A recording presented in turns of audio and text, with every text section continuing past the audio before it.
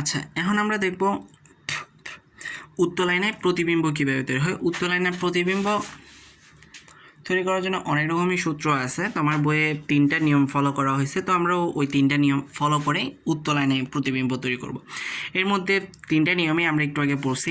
1 নম্বর নিয়ম হচ্ছে কি, আলোকরশ্মি কেন্দ্র বা মেরু বরাবর আপাতিত হলে সোজা লম্বভাবে ওই পথেই ফিরে যাবে, যেটা আমরা এখানেই দেখছিলাম। কই জানি, এই যে এখানে দেখছিলাম যে তোমার আলোক রশ্মি যদি তোমার কেন্দ্র বা মেরু বরাবর আসে, তাহলে যে পথে আসছে সেই পথেই ফিরে যাবে। তো এটা আমি আবার চিত্র দিয়ে দেখালাম। এই যে দেখো, আলোক রশ্মি তোমার কেন্দ্র বা মেরু বরাবর আসছে, যে পথে আসছে সেই পথেই ফিরে গেছে। এখানেও দেখো আলোক রশ্মি তোমার কেন্দ্র বরাবর আসছে, যে পিছনে টট দিয়ে দেখাইছি, আবার সেই পথে ফিরে গেছে। আচ্ছা, এরপর এটাও একটু আগে দেখলাম যে প্রধান অক্ষের সমান্তরালে যদি আপাতিত আলোকরশ্মি মানে প্রধান অক্ষের সমান্তরালে যদি আলোকরশ্মি আপাতিত হয়, তাহলে তো আমার প্রতিফলনের পর সেটা এই প্রধান ফোকাস থেকে ছড়িয়ে যাচ্ছে মনে হবে উত্তল দর্পণের ক্ষেত্রে, মানে প্রধান ফোকাস থেকে তোমার উত্তল দর্পণের ক্ষেত্রে মনে হবে কি অপসারী হচ্ছে, আর অবতল দর্পণের ক্ষেত্রে মনে হবে অভিসারী হচ্ছে। মানে উত্তল দর্পণের ক্ষেত্রে মনে হবে কি প্রধান ফোকাস থেকে এভাবে ছড়ায় যাচ্ছে, আর অবতল দর্পণের ক্ষেত্রে তোমার মনে হবে সেটা প্রধান ফোকাসে এসে মিলিত হয়েছে। এই যে তোমার প্রধান অক্ষের সমান্তরালে তোমার আসলো, এসে প্রতিফলিত হলো, তো মনে হচ্ছে কি সেটা মানে প্রতিফলিত রশ্মিটা মনে হবে কি প্রধান ফোকাস থেকে মনে হয় বের হচ্ছে, কিন্তু আসলে প্রধান ফোকাস থেকে বের হচ্ছে না, সেটা মানে ওর সামনেই কিন্তু বের হচ্ছে, কিন্তু তোমার মনে হয় যে কি প্রধান ফোকাস থেকে বের হচ্ছে, যার কারণে তোমার উত্তল দর্পণে যে বিম্বটা হয় সেটা অবাস্তব, মানে যে পাশে প্রতিফলন হচ্ছে বিম্বটা সে পাশে গঠিত হয় না বলে। আর এটা হচ্ছে 3 নাম্বারটা হচ্ছে তোমার 2 নাম্বারের উল্টাটা। 2 নাম্বারটা কি তোমার, যে তোমার প্রধান অক্ষের সমান্তরালে যদি আলোকরশ্মি আপাতিত হয় তাহলে তোমার ফোকাস দিয়ে যাবে, আর এটা হচ্ছে ফোকাসের দিয়ে যদি তোমার কোনো আলোকরশ্মি আসে, ফোকাস অভিমুখে যদি তোমার কোনো আলোকরশ্মি আসে, তাহলে সেটা প্রতিফলনের পর প্রধান অক্ষের সমান্তরালে যাবে, অর্থাৎ এটার উল্টা হচ্ছে এটা। যেমন ধরো এই যে এই আলোকরশ্মিটা তোমার কি প্রধান ফোকাস অভিমুখে আসছে, দেখো এই যে আলোকরশ্মি আসছে প্রধান ফোকাস অভিমুখে, আমি ডট দিয়ে দেখাইলাম। তো প্রতিফলনের পর যেহেতু এটা প্রধান ফোকাস অভিমুখে আসছে, প্রতিফলনের পর এটা প্রধান অক্ষের সমান্তরাল হয়ে যাবে। আচ্ছা, তো এখন দেখব আমরা যে তোমার উত্তল দর্পণে কীভাবে প্রতিবিম্ব তৈরি হয়। এখানে প্রলেপ দিই নেই, প্রলেপ দিতে হবে, প্রলেপ দিয়ে দাও। এই 3টা যদি তুমি মাথায় রাখো তাহলে যে কোনো কিছুই করা যায়। একটা হচ্ছে মেরু বরাবর বা কেন্দ্র বরাবর আসলে ওই পথেই ফিরে যাবে, প্রধান অক্ষের সমান্তরালে আসলে ফোকাস দিয়ে যাবে, ফোকাস বরাবর আসলে প্রধান অক্ষের সমান্তরালে যাবে। এই 3টা মনে রাখলে যে কোনো কিছু তোমার পারা যাবে। তো আমরা একটু আগে এখানে দেখছিলাম যে উত্তল দর্পণের প্রতিবিম্ব কী হয়, অবাস্তব। অবাস্তব কেন হয় সেটা আশা করি বুঝছো এখন। এবং প্রতিবিম্ব সোজা হয় এবং ছোট হয়, এই দুইটা এখন আমরা দেখব সোজা বা ছোটোর বিষয়টা। এই যে এখানে আমি একটা উত্তল দর্পণ আঁকলাম, আঁকার পর এখানে আমি একটা XY একটা বস্তু নিলাম, ঠিক আছে।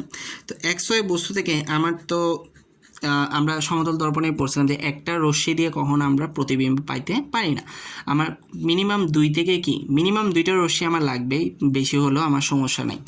তো XY একটা বস্তু, Y বিন্দু থেকে প্রথমে ধরো রশ্মি গেল, Y বিন্দু থেকে রশ্মিটা তোমার কি এই যে এখানে F হচ্ছে ফোকাস, C হচ্ছে তোমার কি বক্রতার কেন্দ্র, আর হচ্ছে তোমার মেরু, মানে পি মেরু দিনে তোমার বইয়ে আর দেওয়া আছে আরই দিছে, মানে তোমার বই যেভাবে চিত্রটা আছে ওইভাবে দিছে কনফিউশন না হওয়ার জন্য। তো যেহেতু এটা বক্রতার কেন্দ্র বরাবর গেছে, তাহলে যে পথে গেছে, এই যে দেখো যে পথে গেছে আবার সে পথে ফিরে আসছে। আচ্ছা, এখন আবার এক অক্ষ থেকে আরেকটা রশ্মি আঁকলাম, দেখো এক অক্ষ থেকে আরেকটা রশ্মি আঁকছে, এই রশ্মিটাও তোমার কি বরাবর গেছে, দেখো কেন্দ্র বরাবর গেছে, দেখতেছো এই যে কেন্দ্র বরাবর যাওয়ার কারণে আমরা একটু আগে 1 নম্বরে দেখলাম যে কেন্দ্র বরাবর আসলে সেটা যে পথে যাবে সে পথেই ফিরে যাবে। তো এক অক্ষ থেকে এই যে কেন্দ্র বরাবর আসলো, যে পথে আসলো, এই যে সবুজ কালি দিয়ে আমি দেখালাম, সে পথেই সে ফিরে গেল। আচ্ছা, এখন হচ্ছে তোমার তুমি চাইলে এখন মানে একটা তো দেখালাম, এই যে এটা দেখালাম, তুমি এখন এই দুইটা যে কোনোটাই দেখাইতে পারো। তুমি চাইলে প্রধান অক্ষের সমান্তরালেও রশ্মিটা দিতে পারো, ফোকাস বরাবরও দিতে পারো। তোমার বইয়ে প্রধান অক্ষের সমান্তরাল দিচ্ছে তাই আমি ওইভাবেই দেখাইলাম, এটা দেখো। এরপরে আরেকটা রশ্মি আমি দিলাম, যেটা তোমার কি প্রধান অক্ষের, এই যে দেখো প্রধান অক্ষের সমান্তরালে গেছে, প্রধান অক্ষের সমান্তরালের পর দেখো প্রতিফলনটা কোন পথে হয়েছে, এই যে মনে হচ্ছে কি ফোকাস বরাবর প্রতিফলনটা হয়েছে।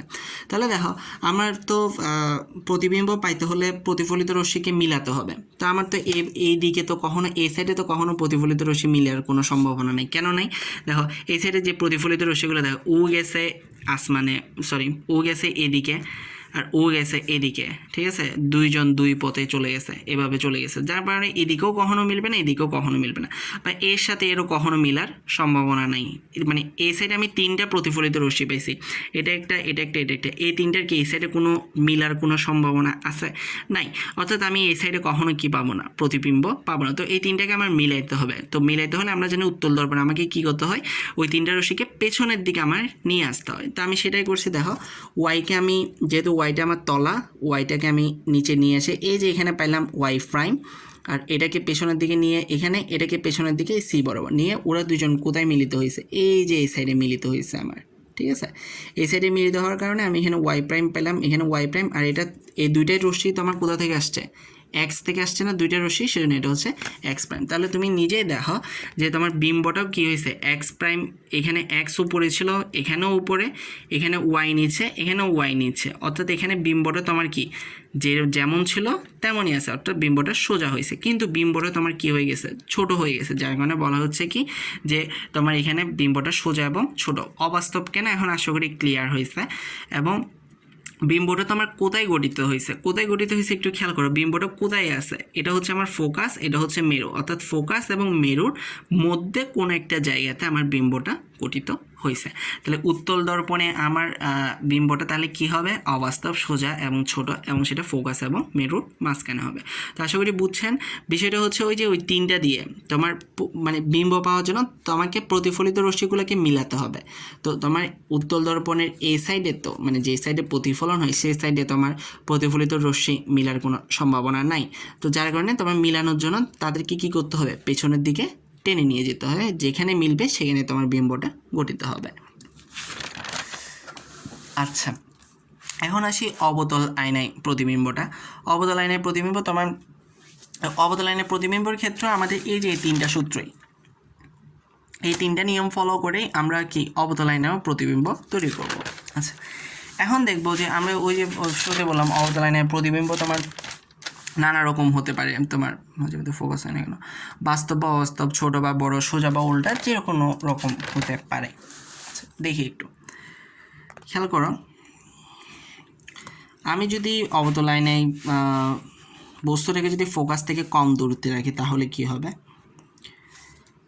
এটা হচ্ছে আমার ফোকাস, এটা হচ্ছে আমার মেরু। ফোকাস থেকে কম দূরত্ব বলতে মেনলি বোঝাই এখানে হচ্ছে ফোকাস আর মেরুর মাঝখানে, ঠিক আছে। তো তুমি একটা জিনিস খেয়াল করো, তুমি বস্তুটাকে কিন্তু বিভিন্ন জায়গায় রাখতে পারো। একটা হচ্ছে তুমি ফোকাস আর মেরুর মাঝখানে রাখতে পারো, যেমন ধরো এই যে সাপোজ আমার এটা হচ্ছে একটা গোলীয় দর্পণ, মানে এটা হচ্ছে আমার ধরো অবতল, ঠিক আছে। এই যে অবতলের এখানে ধরলাম আমি, এটা হচ্ছে আমার মেরু, পি দিয়ে পোল মেরু, এটা হচ্ছে আমার ফোকাস, এটা হচ্ছে আমার সি বক্রতার কেন্দ্র। তাহলে খেয়াল করো তুমি মানে বস্তুটাকে কয় জায়গায় রাখতে পারো, একটা হচ্ছে তুমি মেরু আর ফোকাসের মাঝখানে বস্তুটাকে রাখতে পারো, এটা হচ্ছে ফোকাস আর কেন্দ্রের মাঝখানে বস্তুটাকে রাখতে পারো, এটা হচ্ছে কেন্দ্রের বাইরে তুমি বস্তুটাকে রাখতে পারো, এবং তোমার বই এই তিনটাই দেখানো হয়েছে। এখন মাথায় প্রশ্ন আসতে পারে যে উত্তল দর্পণের ক্ষেত্রে কেন একটা দেখানো হয়েছে, উত্তল দর্পণে কি এভাবে তিনটা দেখানো যাইতে পারতো না? হ্যাঁ, যাইতে পারতো, তোমার বই যেহেতু দেখায়নি তাই আমিও বিষয়টা বলি নাই, ঠিক আছে।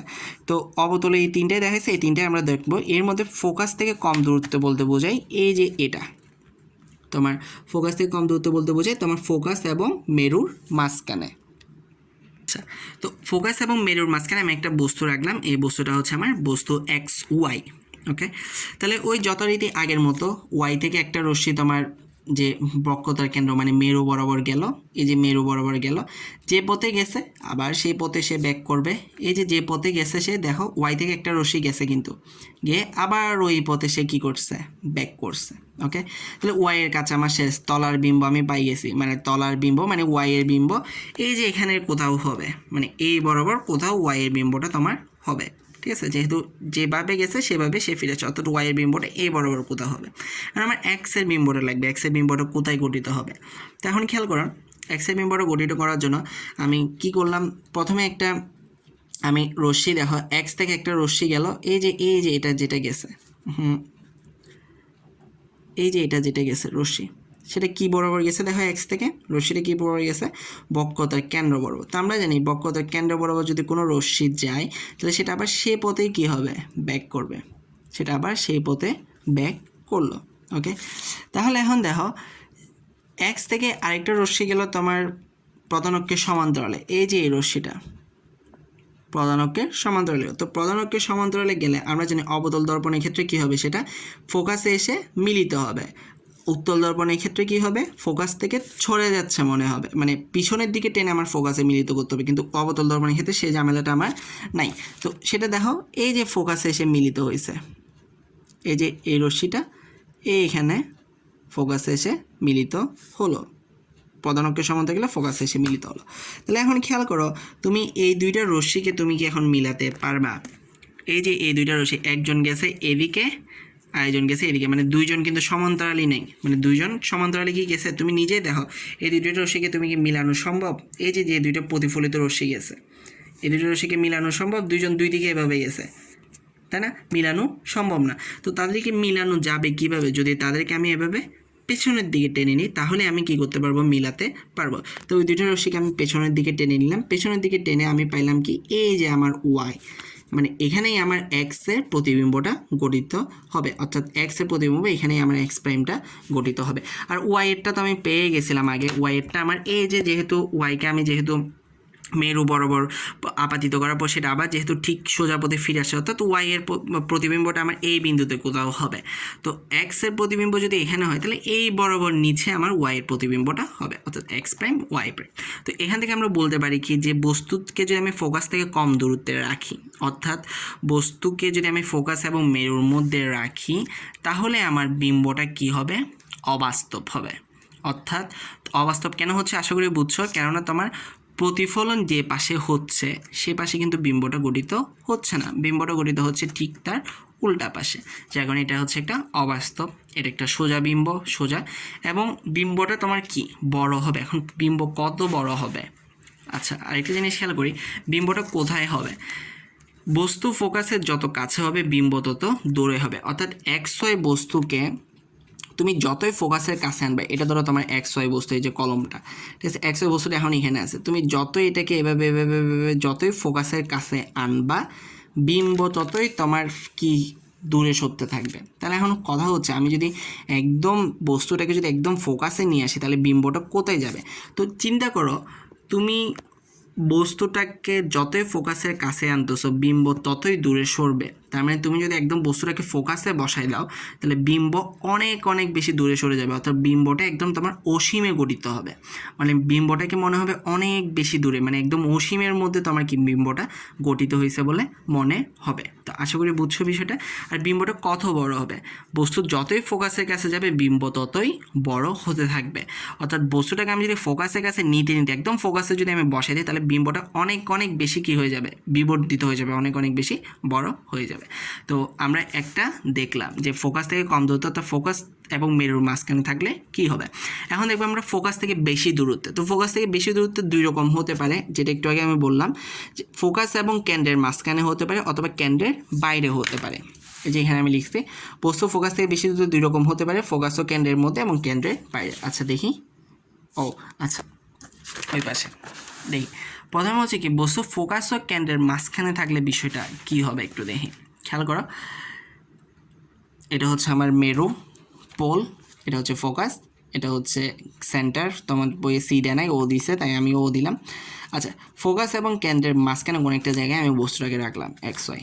ওকে, তাহলে দেখো এখন আমরা ওই যে 2 এবং 3 নাম্বারটা ইউজ করছি এখানে, মানে এটা ইউজ করি নাই, আর ওই যে মেরু বা কেন্দ্র বরাবর জেলে সেটা ইউজ করি নাই, এই দুইটা ইউজ করছি। একটা রশ্মিকে প্রধান অক্ষের সমান্তরালে দিছি, আর একটা রশ্মিকে ফোকাস বরাবর দিছি, ঠিক আছে। দেখো কী হয়েছে তাহলে, প্রথম রশ্মিটা এই যে এক্স থেকে যে রশ্মিটা, সেটা তোমার প্রধান অক্ষের সমান্তরালে গেল, প্রধান অক্ষের সমান্তরালে গেলে আমরা জানি কি, সেটা ফোকাস দিয়ে যাবে। এই যে এক্স থেকে এই রশ্মিটা দেখো, এক্স কিউ রশ্মি, এক্স কিউ রশ্মি, এক্স কিউ রশ্মি প্রধান অক্ষের সমান্তরালে গিয়ে কিউ এ পথে সে কি ফোকাসের মধ্য দিয়ে গেল।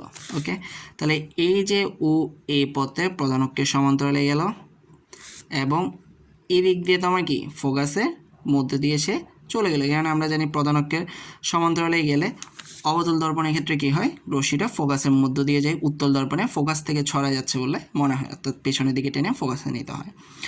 এক্স থেকে আরেকটা রশ্মি আমি ফোকাসের মধ্য দিয়ে পাঠালাম, এই যে এক্স থেকে আরেকটা রশ্মি আমি ফোকাসের মধ্য দিয়ে গেল, এই যে এক্স থেকে রশ্মিটা গেল তোমার ফোকাসের মধ্য দিয়ে, এক্স থেকে রশ্মিটা ফোকাসের মধ্যে। তো আমরা জানি 3 নম্বরে আমরা দেখছি 3 নম্বর পয়েন্ট যেটা ছিল যে কোনো রশ্মি যদি ফোকাসের মধ্য দিয়ে যায় তাহলে সেটা প্রতিফলনের পর কি তোমার প্রধানকের সমান্তরালে যাবে। এই যে দেখো রশ্মিটা প্রতিফলনের পর প্রধানকের সমান্তরালে গেছে।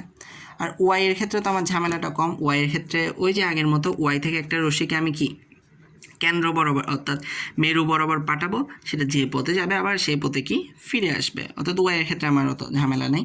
তো ওয়াই থেকে একটা রশ্মিকে এই যে আমি কেন্দ্র বরাবর মানে মেরু বরাবর পাঠাইলাম, সেটা যে পথে গেছে আবার সেই একই পথে ফিরে আসছে। ওকে, তো এই পথে ফিরে আসলে এখন দেখো তাহলে তোমার প্রতিবিম্বটা কোথায় গঠিত হবে। আমার প্রতিফলিত রশ্মিগুলো কোথায় সেটা আমরা খেয়াল করি। একটা প্রতিফলিত রশ্মি গেছে আমার এই যে এটা মানে প্রতিফলিত রশ্মিগুলো কোথায় মিলিত হচ্ছে সেখানেই তো আমার বিম্বটা গঠিত হবে। তো একটা প্রতিফলিত রশ্মি এই যে এটা আর এস আর একটা হচ্ছে এটা, তো এই দুজন মিলিত হয়েছে তোমার এইখানে। তো তোমার এক্সের বিম্বটা যেহেতু এই দুইটা রশ্মি তোমার এক্স থেকে গেছে, এই যে দেখো দুইটাই কিন্তু এক্স থেকে গেছে, এটাও এক্স থেকে গিয়ে এই বরাবর এখানে প্রতিফলিত হলো, এটাও এক্স থেকে গেল এই বরাবর প্রতিফলিত হলো। তো এক্স থেকে যে দুইটা রশ্মি গেছে ওই দুইটা প্রতিফলিত রশ্মি এখানে মিলিত হয়েছে। আর ওয়াই এরটা তো কোনো সমস্যা নেই, এক্সের যেটা মিল হবে সেই বরাবর যেটা দিব সেটাই আমার ওয়াই এরটা। তাহলে দেখো যে আমার যেটা ছিল তার চেয়ে এটা কী হয়ে গেছে, বড় হয়ে গেছে এবং উল্টা হয়ে গেছে। এখানে এক্স ছিল উপরে কিন্তু এখানে এক্স চলে আসছে নিচে, এখানে ওয়াই ছিল উপরে এখানে ওয়াই চলে আসছে নিচে। তাহলে আমরা বলতে পারবো কি যে আমি আর দেখো তোমার প্রতিবিম্বের অবস্থানটা কোথায় হয়েছে, কেন্দ্রের বাইরে হয়েছে না। এই যে এটা যদি আমার কেন্দ্র হয় ও বা সি যাই বলো, সেন্টার বা ও যাই বলো, ও কেন্দ্রের বাইরে হয়েছে না প্রতিবিম্বের অবস্থানটা, সেটা এখানে বলেছে প্রতিবিম্বের অবস্থান হচ্ছে কেন্দ্রের বাইরে। প্রতিবিম্বটা বাস্তব, কেন বাস্তব, কেন প্রতিফলন যেদিকে হচ্ছে প্রতিবিম্ব সেদিকে গঠিত হয়েছে। আর প্রতিবিম্বটা হচ্ছে উল্টা, এটা ছিল এরকম, এটা উল্টাইয়ে এমন হয়ে গেছে, আর প্রতিবিম্বটা হচ্ছে বড়। আচ্ছা, এখন হচ্ছে আমি যদি এটাকে কেন্দ্রের বাইরে পাঠাই, এতক্ষণ তো ফোকাস আর কেন্দ্রের মাঝখানে কোনো একটা জায়গায় ছিল, এখন যদি কেন্দ্রের বাইরে পাঠাই তাহলে কি করবে, একটু খেয়াল করি। দেখো এই যে এখানে আমি এখন কেন্দ্রের বাইরে আমি এটাকে পাঠাইলাম, এটা হচ্ছে আমার কেন্দ্র ও কেন্দ্রের বাইরে পাঠাইলাম। তো আগের মতোই আমি দুইটা রশ্মিকে দিলাম, একটা হচ্ছে প্রধানকের সমান্তরালে, এই যে প্রধানকের সমান্তরালে রশ্মিটা গেল গিয়ে ফোকাস দিয়ে চলে গেল, আরেকটা রশ্মি আমি পাঠালাম ফোকাস দিয়ে, এই যে ফোকাস দিয়ে গেল প্রধানকের সমান্তরালে প্রতিফলিত হলো। তাহলে দেখো ওই যে রশ্মি দুইটা কোথায় মিলিত হয়েছে, দেখো এই যে প্রতিফলিত রশ্মি এটা আর এটা কোথায় মিলিত হয়েছে, এই যে এই পয়েন্টে কিন্তু মিলিত হয়েছে, অর্থাৎ এক্সের প্রতিবিম্বটা কোথায় গঠিত হচ্ছে এখানে। আর ওয়াইয়ের ঝামেলা তো নাই, ওয়াই থেকে একটা মেরুতে পাঠিয়ে দেবো, সেটা সেই দিকে যেয়ে আবার এদিকে কি ব্যাক করবে, এই যে ব্যাক করছে, তো এই বরাবর আমার ওর প্রতিবিম্বটা গঠিত হচ্ছে। তাহলে খেয়াল করো প্রতিবিম্ব এখানে আগে যত বড় ছিল এখানে এসে সেটা কি হয়ে গেছে, ছোট হয়ে গেছে। তো এই ক্ষেত্রে আমরা বলবো কি যে প্রতিবিম্বের আকারটা ছোট, এবং দুই ক্ষেত্রে কিন্তু প্রতিবিম্ব বাস্তব এবং উল্টো, এখানেও প্রতিবিম্ব তোমার কি বাস্তব এবং উল্টো, এখানেও প্রতিবিম্ব তোমার বাস্তব এবং উল্টো।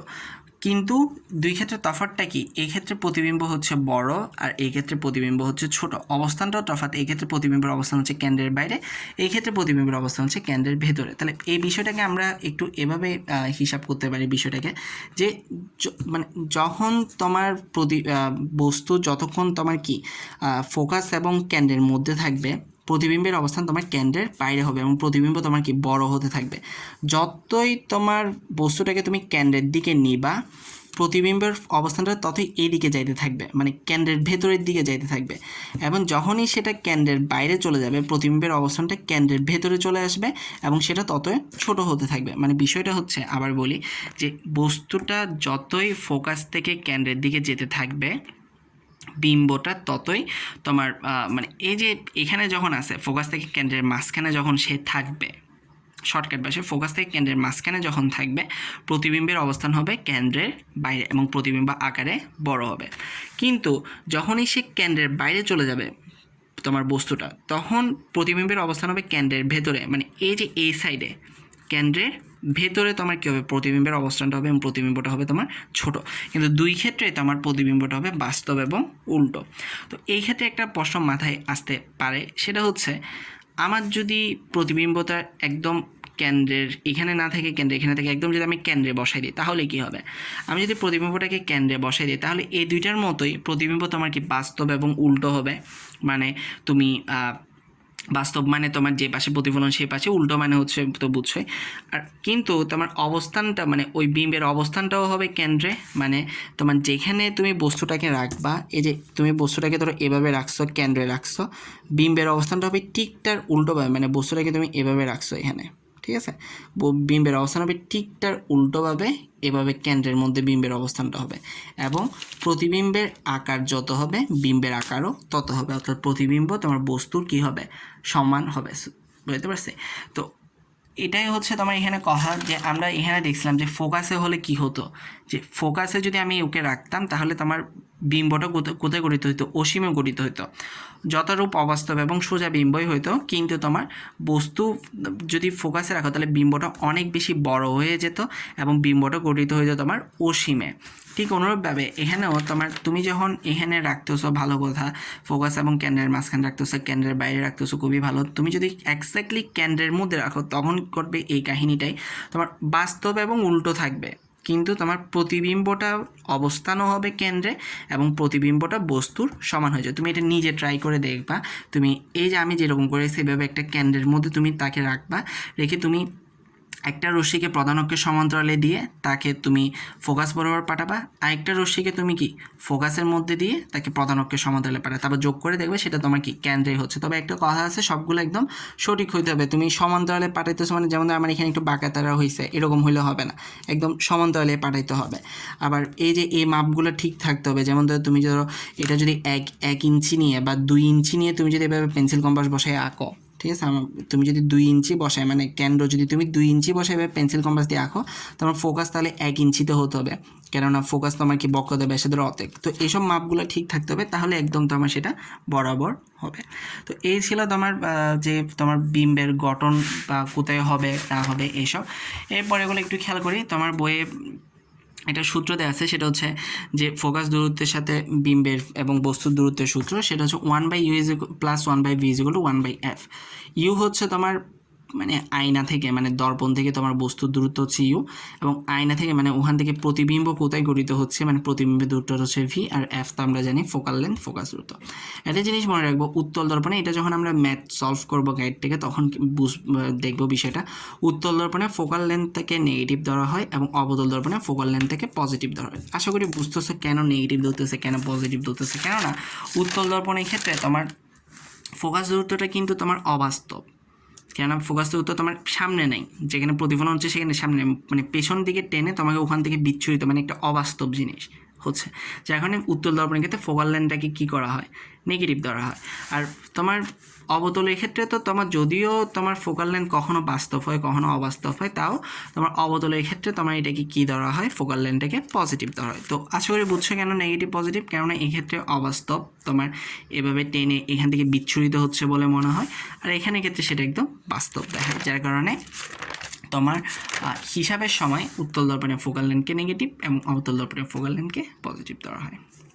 এরপর হচ্ছে বিবর্তনের ইংলিশ হচ্ছে ম্যাগনিফিকেশন বা ওইরকম কিছু একটা, ওখান থেকে তোমার এম কথাটা আসছে।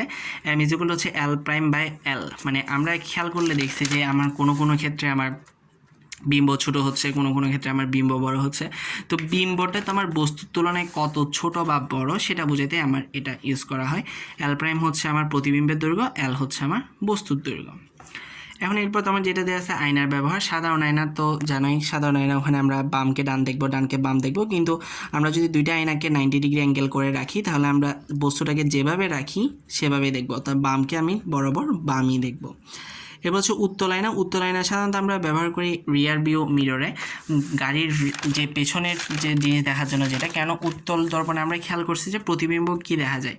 ছোট দেখা যায়। তো পেছনেরগুলো অনেক সময় খেয়াল করবা, গাড়ির ক্ষেত্রে পেছনের যে রিয়ার ভিউ মিরর যেটা থাকে সেটা দিয়ে পেছনের যেসব গাড়িগুলো আছে ওগুলোকে ছোট দেখা যায়, কখনো যদি খেয়াল করো অটোতে বা অন্য কিছুতে তখন খেয়াল করিও।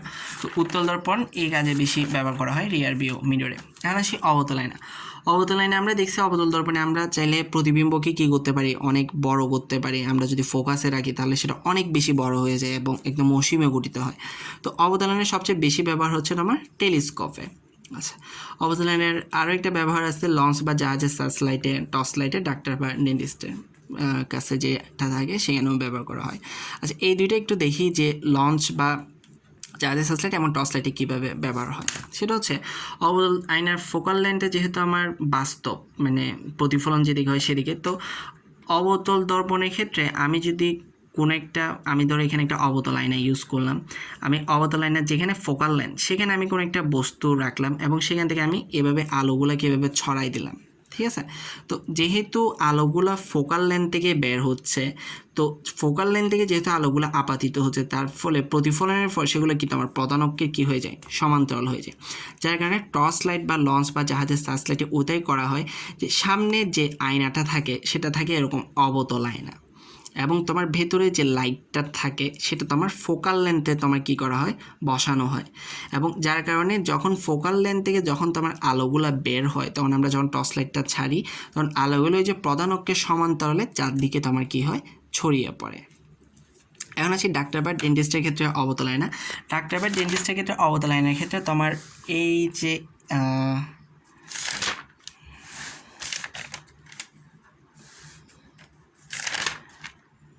এই বিষয়টা ব্যবহার করা হয়, বস্তু ফোকাস থেকে কম দূরত্বে অবতল আয়নার। আমরা দেখছি অবতল আয়নার ক্ষেত্রে বস্তু ফোকাস থেকে যদি একটু কম দূরত্বে থাকে, মানে ফোকাস এবং মিরর মাঝখানে থাকে, তাহলে বিম্বটা তোমার সোজাও থাকে কিন্তু বিম্বটা একটু বড় হয়। তো ডেন্টিস্টরা যখন দাঁত দেখে তখন ওদের তো সোজা বিম্ব দেখতে হবে এবং একটু বড় দেখতে হবে, যার কারণে ওরা যে ডেন্টিস্টের ওইসবের ক্ষেত্রে তোমার ওই যে বস্তুটা একদম তোমার কি ফোকাস থেকে একটু কম দূরত্বে থাকে, যার কারণে ওরা অবতল আয়নাটা কী করে, ব্যবহার করে। আচ্ছা, তো ডাক্তার বা ডেন্টিস্ট এই কাজে তোমার অবতল আয়নাটা ব্যবহার করে। এরপর তোমার ওখানে নিরাপদ ড্রাইভিং দেওয়া আছে, ওইটাও রিডিং তুমি পড়ে নিও, ওটা পড়লে পারবা। তো পাহাড়ি রাস্তার ওই যে বাঘগুলো দেখার জন্য আমরা বিশেষ করে পার্বত্য চট্টগ্রামে যেসব পাহাড়ি রাস্তা থাকে ওগুলো বাঘগুলো দেখার জন্য তোমার 45 অ্যাঙ্গেল করে রাখা হয়, তখন ওই পাশ থেকে যে গাড়িগুলো আসে সেগুলো দেখা যায়। তো এই দুটো তুমি নিজে পড়লেই আশা করি পারবা। তো এই ছিল মোটামুটি যা বলার, আশা করি বুঝছোই, ঠিক আছে। আর যদি না বুঝো বলিয়েন, এরপর আমরা যে প্রশ্ন আছে ওগুলো সলভ করলে তোমার এই যে ম্যাথমেটিক্যাল যেসব প্রবলেম 1/u/1/b এটা দিয়ে তোমার অনেক রকম ম্যাথ আসতে পারে, এবং এটা সোজা আছে, বিবর্তনের ম্যাথ সোজা, তবে এটা দিয়ে অনেক রকম ম্যাথ হতে পারে, সেগুলো আমরা যখন প্রশ্ন সলভ করবো তখন দেখবো, ঠিক আছে। এতটুকু থাকলো, ভিডিও শেষ করার পর তুমি নিজে বইটা পড়বা, বই পড়ে দেন বুঝো, আগে ভিডিও দেখো, ভিডিও পুরোটাই দেখো, 2টা ভিডিও পুরোটাই দেখো, তারপর তুমি বইটা পড়ো, ঠিক আছে। ওকে, আল্লাহ হাফেজ।